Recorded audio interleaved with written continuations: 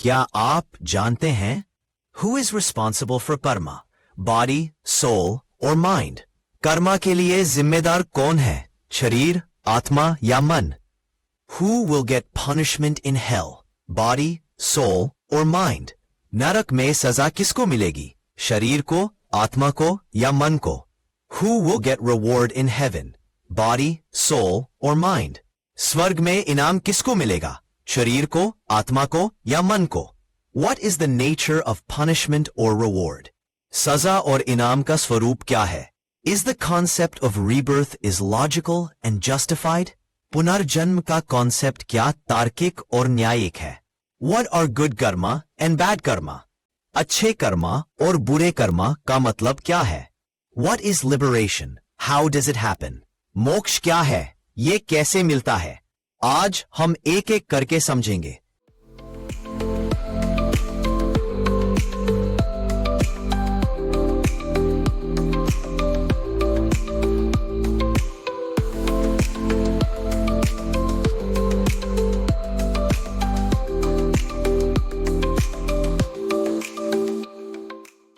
नमस्कार, मेरा नाम है अभय और आप देख रहे हैं मेरा YouTube channel Religion and Science. So without further delay, let's start. आज का पहला पॉइंट, कर्म के लिए कौन जिम्मेदार है? शरीर, आत्मा या मन? आओ देखते हैं। सबसे पहले ये समझ लेते हैं कि कर्म में कौन कौन शामिल है। सोल, माइंड या दोनों? क्या आत्मा बुरे कर्म में शामिल होती है? देखिए, किसी भी कर्म के लिए सबसे पहले जरूरत होती है डिजायर की, इच्छा की। और ये डिजायर कौन बनाता है? आत्मा। मतलब आत्मा ही है जो किसी कर्म को शुरू करने का बीज बोई है। फिर जब डिजायर बन गई, एग्जीक्यूशन के लिए प्लानिंग होती है। ये काम करता है मन और एक्चुअल एक्शन होता है शरीर के ऑर्गन से, जैसे हाथ, पैर, जबान, सब मन के डायरेक्शन पर। एक एग्जाम्पल लेते हैं। एक स्टूडेंट एग्जाम पास करना चाहता है। क्यों? क्योंकि उसके अंदर एक डिजायर है कि एग्जाम पास हो। यह डिजायर किसने बनाई? आत्मा ने। फिर मन प्लान बनाता है, क्या पढ़ना है, कितना पढ़ना है, कैसे लिखना है। और शरीर एक्चुअल काम करता है, लिखना, पढ़ना, रिवाइज करना। तो प्राइमरी जिम्मेदार कौन हुआ? सोल। तो इसलिए जब शरीर मर जाता है तो जो आत्मा उसमें थी वही स्वर्ग या नरक जाती है और वहीं से पुनर्जन्म का साइकिल चलता है। अब एक और बात, जब आत्मा अच्छे कर्म करती है तो ये प्योरीफाई होती है और धीरे धीरे देवात्मा में बदलती है। फिर अंतिम रूप में जाके ब्रह्मात्मा, भगवान विष्णु का आत्मा स्वरूप में मर्ज हो जाती है। इस स्टेज पर मोक्ष मिलता है और पुनर्जन्म नहीं होता। प्योरिफिकेशन का मतलब है आत्मा की फ्रीक्वेंसी कम हो जाना। अच्छा कर्म में फ्रीक्वेंसी कम होती है, बुरा कर्म में फ्रीक्वेंसी बढ़ जाती है।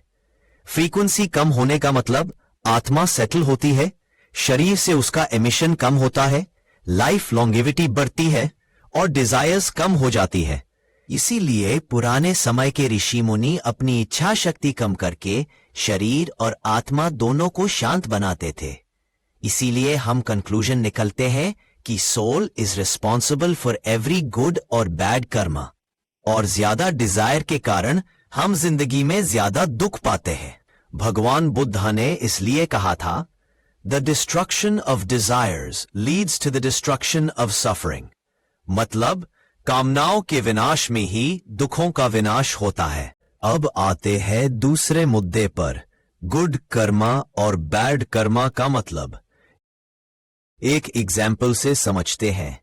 एक दिन आपने एक भिखारी को पैसे दिए, क्या यह गुड कर्मा है? एक दिन आपने रास्ते में किसी को थप्पड़ मार दिया, क्या यह बैड कर्मा है? इसका आंसर है जरूरी नहीं, क्योंकि हम सिर्फ एक्शन देख रहे हैं, इंटेंशन नहीं। अगर भिखारी को पैसे देने का मकसद सिर्फ हेल्प करना नहीं, बल्कि लोगों को दिखाना है कि मैं कितना दयालु हूं, तो यह सेल्फिश इंटेंशन हुआ। आजकल तो लोग हेल्प करके उसका वीडियो बना के सोशल मीडिया पर डाल देते हैं। पॉलिटिशियंस गरीब के घर जाकर खाना खाते हैं, असली मकसद सिंपैथी लेना होता है ताकि वोट मिल सके। तो कर्मा का हिसाब इंटेंशन से होता है, एक्शन से नहीं।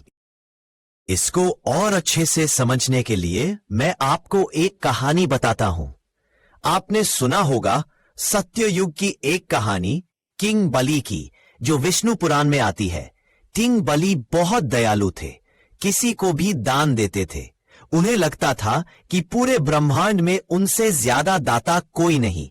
प्रजा भी उनकी बड़ी तारीफ करती थी। यानी उनका दान करना असली हेल्प नहीं, बल्कि एक तरह का प्राइड था।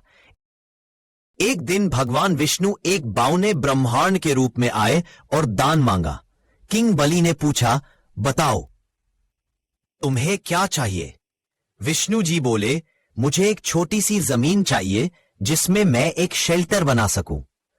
बलि ने कहा, तुम्हें सोना, चांदी, मोती मांगने चाहिए थे। तुम जानते नहीं मैं सबसे बड़ा दाता हूं। विष्णु बोले, हां मुझे पता है राजा, पर मुझे सिर्फ जमीन चाहिए। बलि, ठीक है, जितनी जमीन तुम अपने नजर के होराइजन तक देख सकते हो मैं तुम्हें देता हूं। विष्णु बोले, नहीं राजा, मुझे सिर्फ 3 कदम जमीन चाहिए, मेरे पांव के साइज का 3 गुना। बाली हंस पड़े और बोले, अरे छोटे ब्राह्मण, तुम तो बेवकूफ हो, राजा से इतना छोटा दान मांग रहे हो। विष्णु बोले, हां राजा, मुझे सिर्फ यही चाहिए। बाली, ठीक है, अपना पांव दिखाओ। तब विष्णु जी ने अपना पांव बढ़ा लिया। पहला कदम पूरी पृथ्वी पर रखा, दूसरा कदम स्वर्ग पर, जो भी बाली का ही राज्य था। फिर बोले, अब तीसरा कदम कहां रखूं? बाली समझ गए कि ये कोई आम बावना नहीं, स्वयं भगवान विष्णु है। वो बोले, मेरे पास अब 1 इंच भी जमीन नहीं बची, पर अपने वारे को पूरा करने के लिए मैं अपना सिर आपको देता हूं। अपना तीसरा कदम मेरे सिर पर रखिए। विष्णु जी ने अपना पांव उनके सिर पर रखा और उन्हें पाताल लोक भेज दिया। इस कहानी का मॉरल यह है कि किंग बाली का एक्शन गलत नहीं था। दान देना अच्छा है, पर इंटेंशन गलत था। ये प्राइड था, सेवा नहीं। इसीलिए ये बुरा कर्मा में आएगा। मैं यहां पर एक और पॉइंट जोड़ता हूं। मैं आपको पहले भी बताया था, अच्छा कर्मा में सोल फ्रीक्वेंसी कम होती है, बुरा कर्मा में फ्रीक्वेंसी बढ़ती है। कभी कभी लोग मुझे कहते हैं, मेरा पड़ोसी तो हर तरह के बुरे काम करता है, फिर भी मजे में जी रहा है, तो अच्छा कर्मा करके क्या फायदा? मैं कहता हूं, आप सिर्फ उसके एक्शन देख रहे हैं, इंटेंशन नहीं। और जब आप उससे जेलस होते हैं, तो आप खुद एक बाद कर्मा कर रहे होते हैं। सो फाइनली ये कंक्लूजन है कि अच्छा या बुरा कर्मा इंटेंशन से पता चलता है, एक्शन से नहीं। और जब आप अच्छा कर्मा करते हो, आत्मा को शांति मिलती है और आत्मा का फ्रीक्वेंसी कम होती है। जब आप बुरा कर्मा करते हो, आत्मा का फ्रीक्वेंसी बढ़ती है। इसीलिए हम कहते हैं, आत्मा की शांति इज इंपॉर्टेंट, मन की नहीं।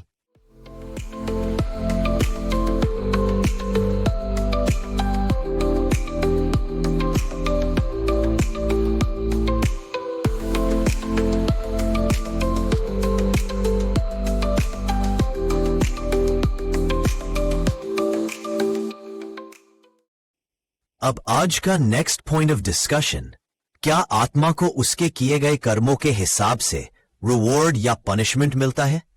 यस, बट कैसे? चलिए देखते हैं। अब तक हमें पता है कि आत्मा को ही रिवॉर्ड या पनिशमेंट मिलता है, depending on the Karma it does. लेकिन सवाल यह है, कैसे? मान लीजिए एक बैड सोल है जिसका फ्रीक्वेंसी हाई है। अब इसका पनिशमेंट कैसे होगा?